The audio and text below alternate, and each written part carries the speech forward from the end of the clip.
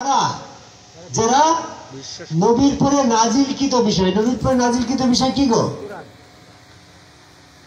নবীর পরে নাজিল হয়েছে কি হাদিস না কোরআন? তাহলে এখানে তো নাজিলকৃত বিষয়, ওই হাদিস তো নাজিলকৃত বিষয় না, নাজিলকৃত বিষয় তো ওহি। কথাটা ভালো করে লক্ষ্য করার জন্য আমি অনুরোধ করছি। ইন্নাল্লাযিনা আমানু বিমা উনজিলা ইলাইকা, যারা বিশ্বাস করলো তোমার পরে নাজিলকৃত বিষয়, ওয়া উনজিলা মিন কাবলিকা, তোমার পূর্বে নাজিলকৃত বিষয়। এখানে কিন্তু নাজিলকৃত বিষয়, যা নাজিল হইল, নাজিল হয়েছে কি হাদিস না কোরআন? কোরআন নাজিলকৃত বিষয়। যারা কোরআন বিশ্বাস করলো তারা সফল কাম হবে। তুমি হাদিস নিয়ে টানাটানি করছো, তুমি সফল কাম হবে না রে। তারপরেও যারা বলছে যে হাদিসটা তো রাসূলের বাণী, হাদিসটা কার বাণী? নবীর বাণী, তাই তো? নবীর বাণী যদি হাদিস হয়, তাহলে নবী তো হাদিসের একটা প্যাকেজ নাকি?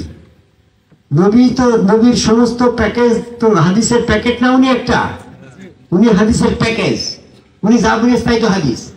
এই উনার কথা হাদিস যদি হয়, তাহলে উনাকে যখন প্রশ্ন করা হলো যে আপনি বলেন তো ইয়া রাসূলুল্লাহ রূহ মুবারকটা কি, রূহ সম্পর্কে যখন ওনাকে প্রশ্ন করা হলো, তখন উনি তো হাদিসের প্যাকেজ, দিনের প্যাকেজ না, উনি দিনের চাম্বার, দিনের গোডাউন, ফুলফিল চাম্বার উনি। তো উনি তখন বলে দিতে পারতো না যে রূহটা এটা এটা কিংবা এরকম বিষয়, তিনি বলে দিতে পারতো না? কিন্তু তিনি তো বলে নাই। তাহলে এখানে হাদিসের গুরুত্ব তো, তিনি তো হাদিস মানে নাই, তিনি তো হাদিসকে আহ্বান করে নাই, তিনি তো হাদিসের গুরুত্ব দেয় নাই। যাকে উদ্দেশ্য করে আমরা হাদিসকে প্রতিষ্ঠিত করার চেষ্টা করছি,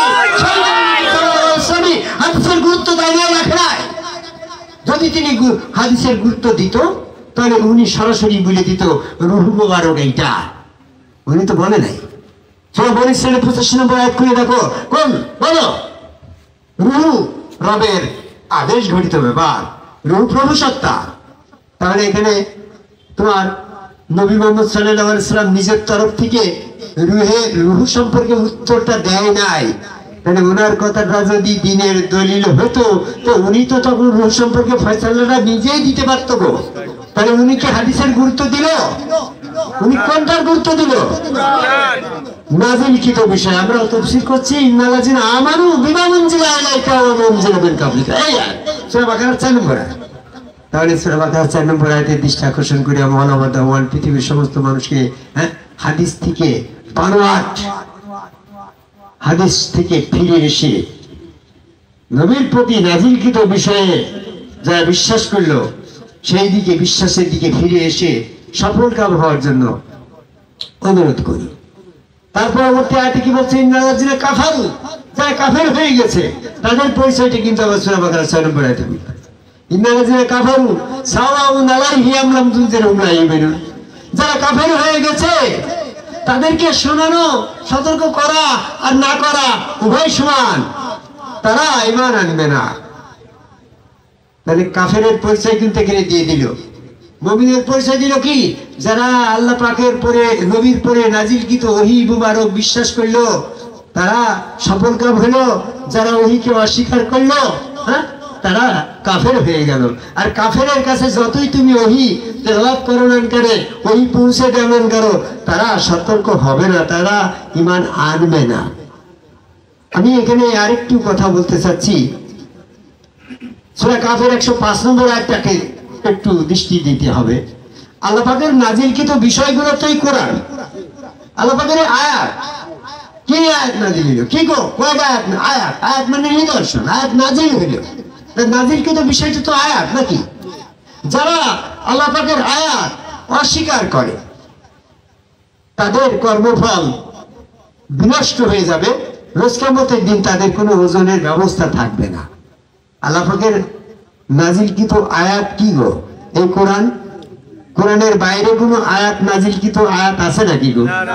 তাহলে কোরআন যদি আল্লাহ পাকের নাজিলকৃত বিষয় হয়, আর এই কোরআনে যদি বারবার বলা হয়ে থাকে ওয়াসজুদুলি আদম, আদমের নিমিত্তে সেজদা করো, তাহলে তুমি মৌলানা মুফতি সাহেবদের, তাবলিগ আল হাদিস সাহেবের, আগে বাইতুল মুকাররমের খতিব সাহেব, হ্যাঁ ওরকম ভাবে কাবা শরীফের ইমাম সাহেব, তোমার একজনের কাছে মাথা নত সেজদা করতে এত আপত্তি কারের জন্য? কার কারণে তুমি ধর্ম করো? কিসের কারণে ধর্ম করো? সে আল্লাহ রাব্বুল আলামিনের সৃষ্টির কারণে তো তুমি ধর্ম করতে এসেছো। সে আল্লাহ পাক তো বলছো ওয়াসজুদুলি আদম, আদমের নিমিত্তে সেজদা করো। তো তোমার আপত্তির কারণটা কি? কি বোঝো নাই কথা? ওই ইমাম সাহেবকে আমি ধমক দিচ্ছি না, ওই কাবা ঘরের যিনি মৌলানা মুফতি সাহেবের দায়িত্বে আছেন, পরিচালনার দায়িত্বে আছেন, তাকে ধমক দিচ্ছি না। তোমরা আলাদা পৃথিবীর ভিতরে যারা আদম কাবায় সেজদার বিষয়টা গুরুত্ব না দিয়ে আল্লাহ পাকের হুকুমটা অমান্য করছো, তাদের প্রতি আমি একটু এই বিষয়টা বলতে চাচ্ছি। তুমি কার ইবাদত করো? আসমান জমিনের একমাত্র ইলাকে লা ইলাহা ইল্লাল্লাহ, আল্লাহ ছাড়া কোনো ইলাহা আছে? তাহলে সেই আল্লাহর ইবাদত করো, সেই আল্লাহর উপাসনা করো। সেই আল্লাহর উপাসনার জন্য তুমি হতে যাচ্ছ, সেই আল্লাহর উপাসনার জন্য তুমি পাঁচ ওয়াক্ত নামাজ পড়ছো, সেই আল্লাহর উপাসনার জন্য তুমি এরকম ভাবে আরো কোরবানি দিচ্ছ। সেই আল্লাহ যখন বলল ওয়াসজুদুলি আদম, আদমের নিমিত্তে সেজদা করো, তোমাকে কিসে বিরত করলো? তোমাকে বিরত করলো ওই শয়তান। শয়তান কি বলছে? আরে আমি যে সেজদা করিনি, সেই সেজদা না করার পথে আমি সবাইকে ওই বিপদগামী করব। সূরা আরাফের 16 নম্বর আয়াত করে দেখো, আমি যেভাবে বিভ্রান্ত হলাম। আল্লাহর সাথে চ্যালেঞ্জ করছে শয়তান, হে প্রভু, হে আল্লাহ, তুমি আমাকে যেভাবে বিভ্রান্ত করলে আমি সেইভাবে সকল মানুষকে বিভ্রান্ত করব। আমি ওই সরল পথে ওত পেতে বসে থাকবো, আক্রমণ করবো চতুর্দিক থেকে। ওত পেতে মানে বোঝো না? লুকায়িত থাকবে। তুমি তখন আদম কবে সেজদা দিতে যাবা, তখন সে তোমার প্রথম ঠুকা মেরে দিলে, রে পিয়াল, এই আদম সেজদা কিন্তু সেরে, কারণ সমস্ত সেজদার মালিক আল্লাহ। সূরা জিনের 18 নম্বর আয়াত। তুমি যখন তোমার গুরুর পায়ে সেজদা করছো, ওই সেজদা তো সেরেক হয়ে যাচ্ছে।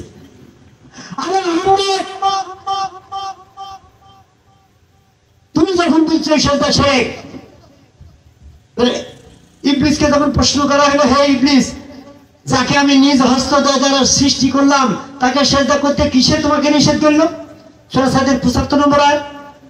তখন তো ইবলিস এই কথাটা বলতে পারছে যে আল্লাহ, আদম সেজদা সেরেক আমি করবো কেন? এই যুক্তিটা ইবলিসের মাথায় ঢুকলো না। তুমি তাবলিগ আল হাদিস সাহেব, মৌলানা মুফতি সাহেব, তোমার মাথায় ঢুকাইলো কিটা? কিটা ঢুকাইলো? শয়তানে। ওই যে শয়তান ইবলিস, তাকে যখন আল্লাহ প্রশ্ন করলো, সে তো এটা বলে নাই যে এটা সেরেক। সেরেকের কারণ আমি করছি না, এমন কথা তো সূরা সাদের 75 নম্বর আয়াতে যখন প্রশ্ন করা হলো, তখন তো সে বলতে পারতো না, কিন্তু সে তো বলে নাই। সে বলে নাই কারণটা কি? সে কি তোমার থেকে কম বোঝে? ও 3 বার 3 ফেল করা মৌলানা সাহেব ইমামতি করে বিয়ের বেতন নিয়ে তুমি সংসার চালাইছো, তুমি কিন্তু রিক্সা খাতে পারো না। তোমার ইমামতি করে বেতন দেওয়া লাগবে কেন? কোথায় পেয়েছো ইমামতি করতে হবে? কোথায় পেয়েছো তোমার 5 ওয়াক্ত নামাজে জুমার জুম্মায় আযান দিয়ে তোমার খুতবা পড়তে হবে? পেয়েছো কোথায়? কোন আয়াতে বলেছে তোমার ইমামতি করেছে বেতন নিয়ে তোমার সংসার চালাতে হবে? তুমি কেন ইমামতি করতে যাও? তোমার কিরা চাকরি দিল? চাকরি দেওয়ার মালিক তো আল্লাহ। আল্লাহর দিন ব্যবস্থায় কোনো তোমার চাকরির ব্যবস্থা আছে নাকি? দিন প্রচারের জন্য 3 বার 3 ফেল করে তুমি বেতন নিয়ে চাকরি করে বেড়াচ্ছ? তোমাকে কিনা শিক্ষা দিলে? তোমার থেকে কি ইবলিস কম বোঝে নাকি? কম বোঝে? ইবলিসকে তখন প্রশ্ন করা হলো, তুমি কেন সেজদা করলে না? ইবলিস তখন বললো না যে ওই সেজদা সেরেক আমি করবো না। তুমি তার থেকে বেশি বোঝো, তাই তুমি ওই বুঝটা দিলে। এটা হচ্ছে হিংসে বুঝ, ওটা বাদ দাও। আদম সেজদা সেরেক হলে আল্লাহ কেন বলল? সেরেক না হওয়ার কারণটা কি? নাফাত্তু ফীহি মির রূহি ফাকাউ লাহু সাজিদিন। সূরা হিজরের 29 নম্বর আয়াত, সূরা সাদের 72 নম্বর আয়াত। যখন আমি আমার নিজ রূহ ফুৎকার করিব, ফাইজা সাওয়াইতুহু, সাওয়াইতুহু মানে কি? ছাওয়া।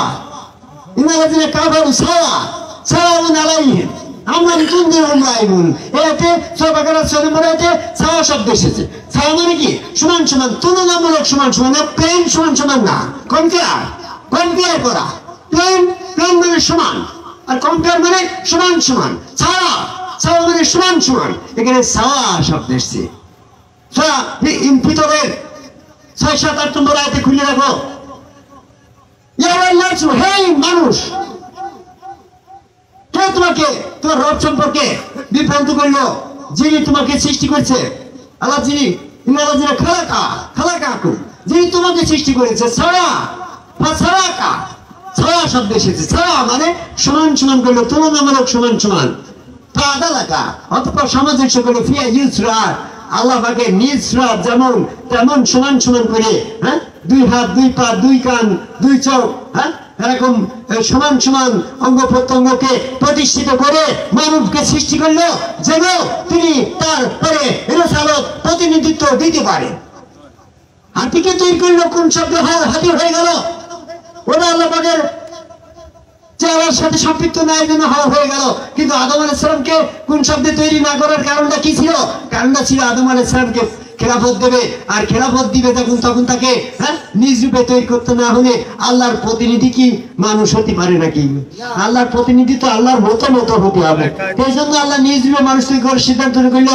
এই জন্য সূরা হিজরের 29 নম্বর আয়াতে বলল, ফাইজা সাওয়া, যখন আমি সমান সমান করে দেহ গঠন সম্পূর্ণ করিব, হ্যাঁ, মানে হত্তু ফিহিমের রুহি, ওতে আমার নিজ রূপ ফুৎকার করিব, তাকাওলাও সাজবি, যখন তোমার সেজদা করবে। তাহলে সেজদাটা কোন দিকে গেল? কপিয়াল আল্লাহ পাকের রূহ বরাবর গেল না, আল্লাহ দিকে গেল না। আল্লাহ পাকের চেহারা মোবারক নিচের দিকে আদমকে আমানত স্বরূপ, সেই আমানতি চেহারার পরে সেজদা করতে বলল। সেজদাটা তাই আল্লাহর চেহারার পরে গেল, আল্লাহ ওখানে আছে, আল্লাহর খেলাফত দিল। তো সেজদা শিরক না, কয়টা কারণ গো? 3টি কারণ। একটা কারণ আছে আল্লাহ নিজ রূহ, আল্লাহ নিজ, আরেকটা হলো আল্লাহ নিজের চেহারায় আদম তৈরি, সূরা ইনফিতর 6-7 নম্বর আয়াত, এবং আরেকটা হচ্ছে সূরা বাকারা 30 নম্বর আয়াতে রিসালাত দিল, খেলাফত দিল। এই 3টি কারণে আদমরা, ফেরেশতারা আদমকে কেবল করে আল্লাহকে সিজদা করেছিল, এটা ইবলিস জানতো। এই কারণে সে বলে নাই যে ওটা তুমি আহম্মক, বড় ধরনের আহম্মক, মূর্খ। সূরা আরবের 199 নম্বর আয়াত খুলে দেখো, মূর্খকে তোমরা পরিহার করো। যারা আজকে তাবলীগ করে বেড়াচ্ছে, 3 বার 3 ফেল করে আলেম উলামা মাওলানা সাহেবরা মূর্খ। সূরা আরবের 169 নম্বর আয়াতে বলছে, একের পর এক দিনের কিতাবীদের স্থলে যারা অভিষিক্ত হয় আসে, তারা মূর্খ। এই মূর্খদের মতন, হ্যাঁ, তুমি শুনো না, তুমি সেজদার কারণটা বুঝে নাও। সেজদার কারণটা কি? আদমকে প্রতিনিধিত্ব প্রতিষ্ঠিত করার জন্য, হ্যাঁ, আল্লাহ নিজ রূপে মানুষ তৈরি করে সেখানে রিসালাত দিয়ে, হ্যাঁ, খেলাফত দিয়ে ওখানে সেজদার বিধান চালু করলো। তুমি বলো ফেরেশতাদের নাম কেন এসলো? আরে ফেরেশতাদের নাম এই জন্য এসলো যে ইতিপূর্বে ফেরেশতারা নিরাকারে আল্লাহকে সেজদা করছে না। আদম তৈরি হওয়ার আগেই তো ফেরেশতা তৈরি, তারা তো নিরাকারে আল্লাহকে সেজদা করেছে। ওই নিরাকারে আল্লাহর সেজদাটা অফ করে দিয়ে খেলাফত প্রতিষ্ঠিত করার জন্য সেখানে, হ্যাঁ, আদমের নাম উল্লেখ করে ওই নিরাকারের সেজদাটা বন্ধ করে দিল। আদম, এই ফেরেশতারা, তোমরা আদমকে সেজদা করো, তোমরা ইতিপূর্বে যে নিরাকারে আল্লাহকে সেজদা করছো ওটা আর চলবে না, তোমাদের জন্য সেজদার বিধান ওই একটাই চালু হলো, আদমকে কে করো। তাহলে এখানে ফেরেশতাদের নাম উল্লেখ হয়তো শুধু ফেরেশতাদের জন্য সীমাবদ্ধ নয় গো। যদি শুধু ফেরেশতাদের জন্য সীমাবদ্ধ হতো তাহলে ইবলিস তো ফেরেশতা না, সে তো জিন জাতীয়। সূরা কাফের 50 নম্বর আয়াত, সে কেন কাফের হয়? আচ্ছা, যদি শুধু ফেরেশতাদের জন্য প্রযোজ্য আর মানুষের জন্য প্রযোজ্য যদি না হয়, তাহলে ইবলিস সেজদা না করে যখন দোজখে যায়, আর এই তাবলীগওয়ালা ওই সেজদা না করে যখন বেহেশতে চলে যায়, তাহলে বিচার ব্যবস্থায় বৈষম্য নীতি আসে না? ইবলিস বলবে যে আল্লাহ, তুমি যদি আমাকে এই সেজদার হুকুম, আদম সেজদার হুকুমটা না দিতে, তা আমি তো বেহেশতে থাকতে পারতাম। তা আমাকে কঠিন আমলটা দিলে, আর তাবলীগওয়ালা হাজী সাহেবকে তুমি ওই সেজদার আমলটা বাদ রাখলে বলি, তো সেটা সহজেই বেহেশতে ঢুকে গেল। তাহলে তোমার বেহেশতে ঢোকার পদ্ধতিটা আমার জন্য কঠিন, আর ওই তাবলীগওয়ালা হাজী সাহেবের জন্য সহজ করলে কেন? তুমি তো ন্যায় বিচারক না, তুমি তো আমার পরে জুলুম করেছো। যদি আমাকে আদম সেজদার হুকুমটা না দিতে, আমাকে আমার প্রতি আদম সেজদাটাকে জারি করে দেওয়া, প্রতিষ্ঠিত করে দেওয়া, হ্যাঁ, বাধ্যতামূলক করা, আমার পরে জুলুম করা হয়েছে নাকি? এমনটা কথা বলবো না? সূরা বাকারা 254 নম্বর আয়াত খুলে দেখো, আল্লাহ কার উপরে জুলুম করে না। তবে এখানে বৈষম্য নীতি নাই। কোরআন ফলের 25 নম্বর আয়াত খুলে দেখো, মুত্তাকাল্লাহ ফিতনাতা লা তুসিবা আল্লাযিনা যালিমু মিনকুম খাত্তাতু, যারা ভয় করে ওই পরীক্ষাকে, জালিম ইবলিসের জন্য যে পরীক্ষা, ওই আদম সেজদার পরীক্ষাটা ফেল করে ইবলিস দোজখে গেল না? জালিম ইবলিসের জন্য যে পরীক্ষা, ওই একই পরীক্ষা সকলের জন্য, ওটা ভয় করতে বলা হয়েছে। সূরা আনফালের 25 নম্বর আয়াত।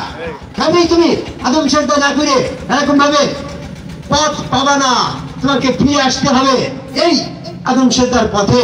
তারপরে আরেকটি পয়েন্ট আউট করতে চাই আমি, অল ওভার দ্য ওয়ার্ল্ড, পৃথিবীর সমস্ত শিক্ষিত জনগোষ্ঠীর কাছে ওই 3 বার 3 ফেল করা ওই মূর্খের অনুসরণ না করে তাদেরকে পরিহার করে আপনি এটা চিন্তা করেন, ইবলিসকে যখন ইউসুফকে সেজদা করে ইউসুফের 11 ভাই এবং পিতা মাতা, তখন তো জিন ফেরেশতা ছিল না, ছিল গো? তখন এক মানুষ আরেক মানুষ কি করলো? এটাকে আল্লাহ দেখলো না? আল্লাহ দেখার পরে তুই ইবলিসকে ইউসুফকে নিষেধ করতে পারতো? এই ইউসুফ তো নবী, নবীর সাথে তো আল্লাহ পাকের ওহীর অবস্থা চালু আছে, তাহলে ইউসুফকে তো আল্লাহ ওহীর মাধ্যমে নিষেধ করে দিতে পারতো, হে ইউসুফ তোমার ভাইরা তোমাকে সেজদা করলো, এটা মানুষের জন্য প্রযোজ্য নয়, এটা শুধু ফেরেশতাদের জন্য প্রযোজ্য, কোনো মানব জাতির জন্য এটা প্রযোজ্য নয় নয় নয় নয় নয় কথা আল্লাহ পাক বলতে পারছো না? কেন আল্লাহ বলে নাই হরিজা কথা দিচ্ছ? এটার কারণ কি? কারণ হচ্ছে এই না বলায় প্রমাণ হয় যে ইউসুফকে সেজদা করেছিল ইউসুফের 11 ভাই, এটা বৈধ সেজদা। আরে বৈধ সেজদার জন্য তিনি নিষেধাজ্ঞা দেয় নাই, তাহলে তুমি কোথায় পেলে যে মানুষের জন্য সেজদা প্রযোজ্য নয়? আরে সেজদা মানুষের জন্য, তো মানুষকে করবে কেন? মানুষের ভিতরে যে আল্লাহ আছে, সেই আদমের ভিতরে সে আল্লাহকে তো করা যাচ্ছে নাকি? তারপরে আরেকটি যুক্তি আমি বলতে চাই, ওরা বলছে সেজদা রহিত হয়ে গেছে বা ইউসুফের জন্য প্রযোজ্য ছিল, আমাদের জন্য প্রযোজ্য নয়, এরকম একটা কথা কিন্তু বলে তোমাকে আবার সেই বিভ্রান্তির ভিতরে ফেলে দিচ্ছে না? ওই যে বলছে আমি এরকম ভাবে তোমার ওত পেতে বসে থাকবো, তোমার বিভ্রান্ত করবো, তখন বলছে যে ওটা ফেরে ইউসুফের জন্য প্রযোজ্য ছিল, আমাদের জন্য না। ওরা মোহাম্মদ ইসলামে ওটা নাজায়েজ রহিত করা হয়েছে। আরে মূর্খের দল, সূরা বনী ইসরাঈলের ৭৭ নম্বর আয়াত করে দেখো, আল্লাহ রাব্বুল আলামিন নবী মুহাম্মদ সাল্লাল্লাহু আলাইহি ওয়াসাল্লামকে জানিয়ে দিচ্ছে তোমার পূর্বে যে সমস্ত রাসূল ছিল তাদের ক্ষেত্রে যেমনটা নিয়ম ছিল সেই রকম নিয়ম তোমার জন্য প্রযোজ্য। লা তাবদীলা সুন্নাতাল্লাহ, আল্লাহর নিয়মের কোনো পরিবর্তন নাই। যে নিয়ম ফেরেশতাদের জন্য আদমকে সেজদা করার বিধানটা নিয়মটা চালু হইল না, ইউসুফ আলাইহিস সালামের ক্ষেত্রে যে নিয়ম চালু হইল ওই একই নিয়ম তুমি নবী মুহাম্মদ সাল্লাল্লাহু আলাইহি ওয়াসাল্লামের ক্ষেত্রে প্রযোজ্য, এটা চালু ছিল, এটা রহিত হয় নাই। তারপর সূরা বাকারা 106 নম্বর আয়াতে বলছে আল্লাহ যদি তার কোন আয়াতকে রহিত করতে চায় তাহলে তার থেকে আরেকটা উত্তম আয়াত করে দেয়, তাহলে কোন আয়াত রহিত হয় নাই। তুমি কোথায় পেলে আদম সেজদার আয়াতগুলো রহিত হয়ে গেছে? আরে মূর্খ, বারবার মূর্খ বলতে হচ্ছে কি রাগে পড়ে। আমি 30টা বছর ধরে কোরআন গবেষণা করে আমি আদম সেজদার নেগেটিভ কোনো কথা পেলাম না, তুমি এটারে মানুষকে এই বিভ্রান্তি করে বলছো যে তুমি বেশি বোঝো। হ্যাঁ, তুমি যদি বেশি বোঝো তাহলে আমি কম বুঝি। তাই তো, তুমি একবার অনার্স পাস করছো, একবার মাস্টার ডিগ্রি পাস করছো, আমি ডাবল গ্রাজুয়েশন নিচ্ছি, 4টা বিষয় পরে গ্রাজুয়েশন নিচ্ছি, আমি তোমার থেকে কম বুঝলাম কি করে? তুমি বেশি বোঝো, আমি কম বুঝি, হাসিবুল মাস্টার পাগল, আমি কিছু বুঝি না, তুমি এত বেশি বুঝেছো অনার্স মাস্টার পাস করি। 1977 সালের আমি মেধাবী ছাত্র, আমি তোমার থেকে কম বুঝলি, তখন আমার ডিগ্রি সার্টিফিকেট গুলো কেন পেলাম? আমি 30-40টা বছর এই গবেষণা করে আদম সেজদার পথে কোনো বিতর্ক, কোনো ফল, কোনো নেগেটিভ কিছু পেলাম না, আর তুমি 3 বার 3 ফেল করে মাদ্রাসায় যে এসে ইমামতি করে চাকরি করছো, আর এই টুপলা টুপলি নিয়ে মানুষের এই ছোলা কলা খাওয়া মতন খেয়ে বেড়াচ্ছ, তুমি কি বুঝবা? হে বলে বলে হে মানে ভাই, হে মানে কোনো গালি না। আরে হে শোনো শোনো শোনো, মানে হে মানে ভাই, আমি তোমার ভাই বললাম, কি বুঝলে? হে তুমি তো কিছু বোঝো নাই, তোমাকে বোঝানোর জন্য বলতে হচ্ছে আদম সেজদা না করে যদি কেউ জান্নাতে যায় তাহলে ইবলিসকে আগে জান্নাতে দিতে হয়। সেদিন নবী সাহাবারা জান্নাতে যাবে আর ইবলিস দোজখে যাবে, ন্যায় বিচার ঠিক থাকবে, তাহলে তুমি এটা বুঝে নাও যে নবী সাহাবারা সেজদা করেই বেঁচতে যাবে গো। জয় গুরু। আমি আরেকটু বলতে চাই, বেশি সময় নেই, এসে আজান হয়ে যাবে, আমি অল্প সময়ে কথাটা শেষ করতে চাচ্ছিলাম যে আদম সেজদা শিরক না হওয়ার কয়টা পয়েন্ট দিলাম? 3টা পয়েন্ট। আর এটা সকল মানুষের জন্য প্রযোজ্য, তার জন্য 2টা পয়েন্ট। একটা হচ্ছে ইবলিস সেদিন কৈফিয়ত করবে যে আমার জন্য প্রযোজ্য করলে মানুষের জন্য প্রযোজ্য করলে না কেন, তুমি তো ন্যায় বিচারক না। আল্লাহ যেহেতু ন্যায় বিচারক তাহলে সবার জন্য প্রযোজ্য ছিল, এটা 100% সত্য কথা আমরা ধরে নিতে পারি। তারপরে 2য় পয়েন্ট, ইউসুফকে যেমন সেজদা করলে আল্লাহ তো কিছু বললো ঠিল না গো, নিষেধ করলো না। তোমার গাছে আম পাড়িয়ে নিয়ে যাচ্ছে এক লোক, তুমি যদি দেখলে নিষেধ যদি না করো তাহলে ওই লোকের অধিকার আছে আম পাড়ার, তাই তুমি নিষেধ করো নাই। যদি তার অধিকার না থাকতে তাহলে তুমি তো আম পাড়া নিষেধ করতে, বাবা আমার কাছে তুই আম পারিস না, এটা ঠিক না বলতে পারছে না। চলো মানুষ আর না মানুষ, তোমার তো বলা উচিত ছিল, তুমি যখন বলো নাই তাহলে তোমার প্রমাণ হয় যে তার আম পাড়িয়ে নেওয়াটা রাইট ছিল। ইউসুফকে যখন সেজদা করি, ইউসুফের 11 ভাই পিতা মাতা, তখন তো আল্লাহ দেখলো, দেখার পরও ইউসুফকে নিষেধ করল না। তাহলে নিষেধ না করাই প্রমাণ হয় ইউসুফকে সেজদা করা ওই 11 ভাইয়ের জন্য বৈধ ছিল। তাহলে তোমরা কোথায় পেলে যে এটা আমাদের জন্য বৈধ না? আরে আমাদের জন্য বৈধ যদি না হয়, মুহাম্মদ সাল্লাল্লাহু আলাইহি ওয়াসাল্লামের মধ্যে যদি বৈধ না হয়, ইউসুফের জন্য যদি বৈধ হয়, আর আদম আলাইহিস সালাম অন্যান্য নবীদের জন্য আদম সেটা বৈধ, আর নবী মুহাম্মদের জন্য বৈধ নয়, এই নয় কথাটা যদি হয় তাহলে সূরা বাকারার 136 নম্বর আয়াতের পরিপন্থী কথা হয়। কি বোঝা যায় কথা? সূরা বাকারার 136 নম্বর আয়াতে বলছে নবীদের ভিতরে কোনো পার্থক্য নাই। তোমার ইউসুফের জন্য আদম সেটা প্রযোজ্য, মুহাম্মদের জন্য প্রযোজ্য নয়, তাহলে তো পার্থক্য হয়েই গেল গো। একবারই তাহলে আর তো মিথ্যা হয়ে যায়। নবীদের ভিতরে কোনো বৈষম্য নাই। নীতিগতভাবে ইউসুফের ক্ষেত্রে যারা আদম সেটা প্রযোজ্য ছিল, নীতিগতভাবে মুহাম্মদ সাল্লাল্লাহু আলাইহি ওয়াসাল্লামের ক্ষেত্রেও সেটা প্রযোজ্য ছিল। আমার এই যে নূর মোহাম্মদ চাচা, আমার এই পূর্ব পড়ানে, হ্যাঁ, সেদিন আমি বলছি চাচা তোমার সাথে আমার শত্রুতার কারণ বাকি। আমার এই মাইকের আওয়াজ হয়তো তার কাছে যাবে না। আমি বললাম আমি চুরি করিনি, ডাকাত করিনি, তোমার কোনো ক্ষয়ক্ষতি করিনি, সুদ খাইনি, ঘুষ খাইনি, হ্যাঁ, লুচুমি বদমাইশ সততা জমি জালিয়াতি কারোর সাথে কোনো কিছু করিনি। তো তুমি চাচা আমার সাথে বিরোধিতা করো কেন? কি কারণ? কারণ তো একটাই যে তুমি আদম সেটা করো না আর আমি করি, তাই তো? আমি করিনি তাই তুমি আমার বিরোধী। আর তুমি যে যে আদম সেটা করে না তারা সব তোমার বিরোধ, শত্রু। আর যারা যারা আদম সেটা করে না ওই তাবলিকালা তোমার বন্ধু। তুমি বাড়ি নিয়ে যাই বেশ মুরগি জবে কেউ খাতিয়ে দেয়, হ্যাঁ, তাবলিকে এসে দেয় খাতিতে তারা তারা আদম সেটার করে না, তারা আদম সেটার বিপক্ষে, তুমিও বিপক্ষে, তাহলে সে তোমার বন্ধু হয়ে গেল। আর আমি আদম সেটা করি, আদম সেটার পক্ষে, তুমি আমার শত্রু হয়ে গেলে, আমি তোমার শত্রু হয়ে গেলাম। তাহলে যারা যারা আদম সেটা করে না তারা তোমার বন্ধু, আর যারা যারা করে তারা তোমার শত্রু, তাই তো? কথাটা ফর্মালে তো তাই পড়ে নাকি?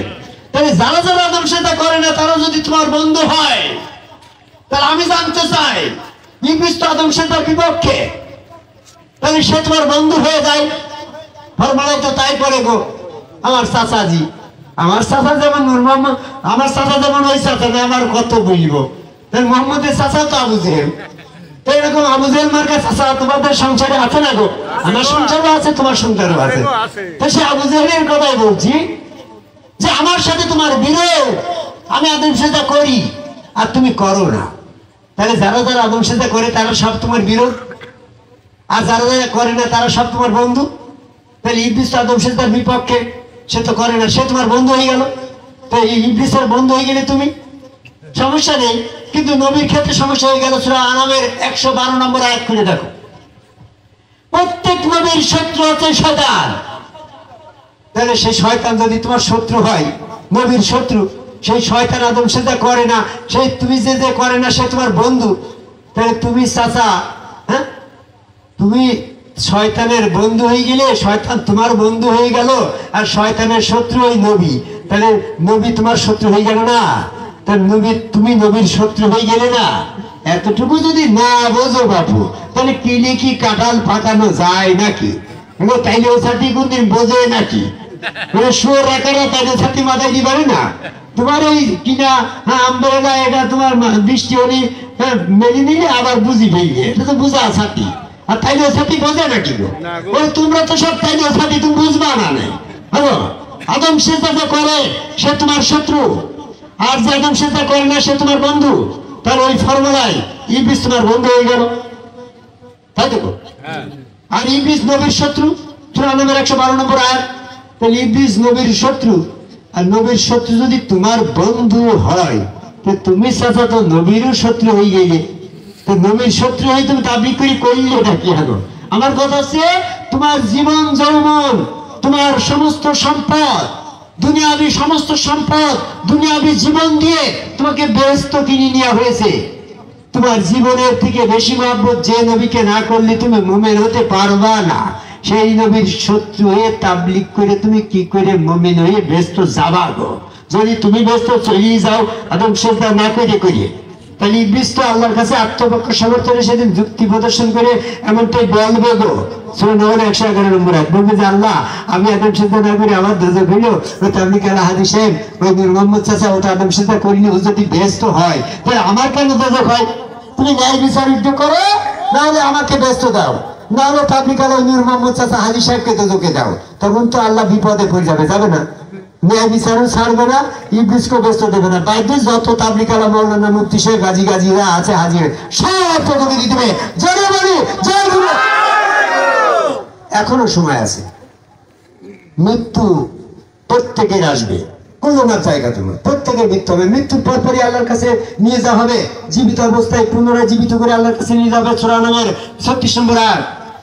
তখন আল্লাহ পাকের পা উন্মোচন করা হবে, হ্যাঁ, ইলা সুজাদান, পায়ে সেজদা দিতে বলা হবে। সূরা কালামের 42 নম্বর আয়াত। তারা সক্ষম হবে না, হ্যাঁ, কারা দুনিয়াতে সালিম অবস্থায় সেজদা করে না। সালিম শব্দ আসছে, সালিম মানে বিশুদ্ধ অন্তঃকরণ।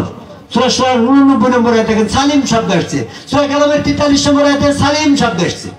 সূরা 89 নম্বর আয়াতে সালিম শব্দ আসছে। সালিম মানে বিশুদ্ধ, পবিত্র, পবিত্র, নির্ভেজাল, নির্ভেজাল আল্লাহকে সালিম।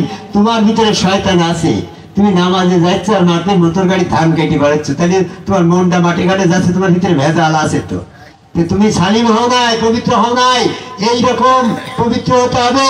তোমার মোটর গাড়ি ধান কাটা কথাটা জাগিয়ে দিচ্ছে কি রাখো ওই শয়তানের, শয়তান যুক্ত তোমার মন। তুমি সালিম অবস্থায় যত সালিম হও নাই, শয়তান যুক্ত অবস্থায় যত সেজদা করে সূরা যুকরুফ 36 নম্বর আয়াতে বলছে আল্লাহ পাকের স্মরণ থেকে যারা গাফেল থাকে তাদের সাথে শয়তান যুক্ত হয়। তুমি তো আল্লাহ দেখো না, তুমি আল্লাহ স্মরণ করবা কি করে? কথা অবশ্যই স্মরণ করা যায় নাকি? তাহলে তুমি আল্লাহ স্মরণ, আল্লাহ দেখো নাই, স্মরণ করতে পারছো না। হ্যাঁ, তুমি ধারণা কল্পনা অনুমান করে আল্লাহ আরো সাজিবে মাথা মোটা মতন কল্পনা করছো, ওটাও শেখ হয়ে যাচ্ছে গো। কারণ তুমি আল্লাহর যেমন মাথা মোটা মতো কল্পনা করছো, আল্লাহর মাথা তো এরকম মোটা না, আল্লাহর মাথা তো আল্লাহর মতো মতো। তুমি যেমনটা মাথা মোটা কল্পনা করলে আল্লাহ সম্পর্কে তোমার তো বোমা হয়ে গেল। সূরা নাহলের 36 নম্বর আয়াত ফিরে দেখো, সূরা ইউনূসের 36 নম্বর আয়াত। সূরা ইউনূসের 36 নম্বর আয়াতে বলছে আল্লাহ সম্পর্কে ধারণা কল্পনা অনুমান মোটেও গ্রহণযোগ্য না। তাই তুমি আল্লাহ দেখোনি, তুমি আল্লাহ স্মরণ করতে পারলে না। আল্লাহ স্মরণ করতে না পাইলে তুমি ধারণা কল্পনা অনুমান করে শিরক করে ফেললে।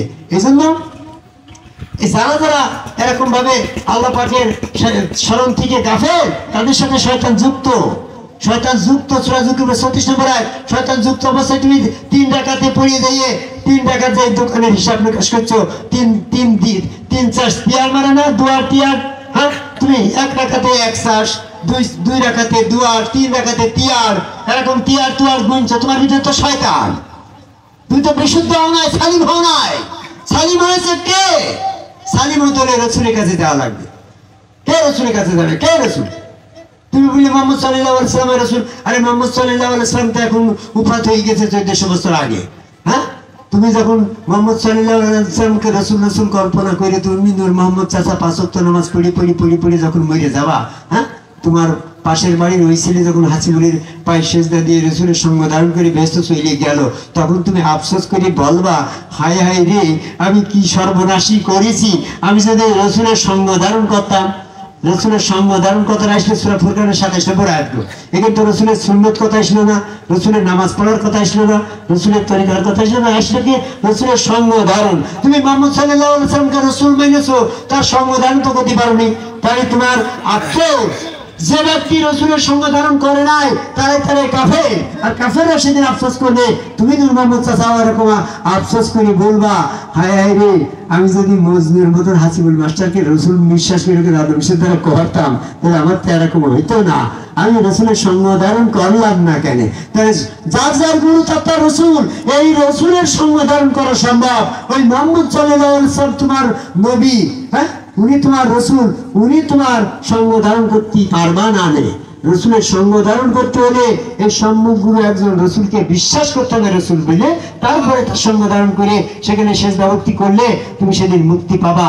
সূরা কালামের 42-43 নম্বর আয়াতের দৃষ্টি আকর্ষণ করে আমি সকল এই জনপদের মানুষকে আহ্বান করছি, আজকে রিসালত দিবস যদি এরকম ভাবে হযরত আলীকে রিসালত দিয়ে না যেত, সূরা মাইদার 67 নম্বর আয়াত পড়ে রাখো, ওয়ামা বালাগতা রিসালাতি।